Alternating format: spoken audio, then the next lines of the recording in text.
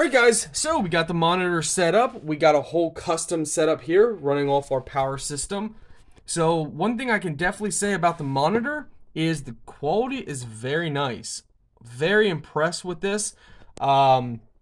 The power supply works great. We just used this HDMI female to HDMI female to connect it to our game stick. And hi my friends, welcome back to another unboxing. Today we're checking out this portable monitor. So we're going to be using this to create our own gaming system with just this little stick here. So let's have some fun. All right guys, this is the monitor. It comes with a protective little case here as well.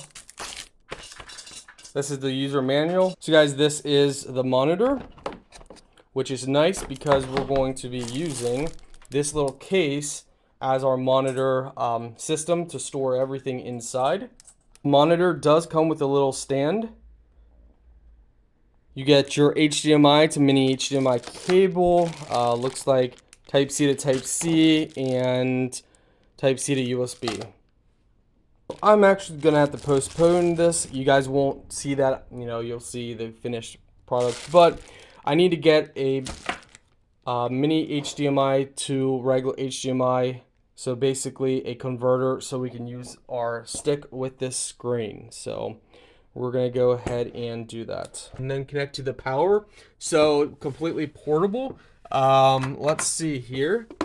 Let's turn on our remote. So the remote syncs up right away. That's great. I don't know if there's audio. We might have to turn that up. All right, let's turn it up the whole way.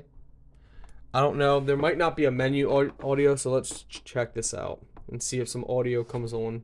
All right, guys, it took me like 30 seconds for the game to load, but as you guys can hear, audio is there. I mean, pretty sweet. So yeah,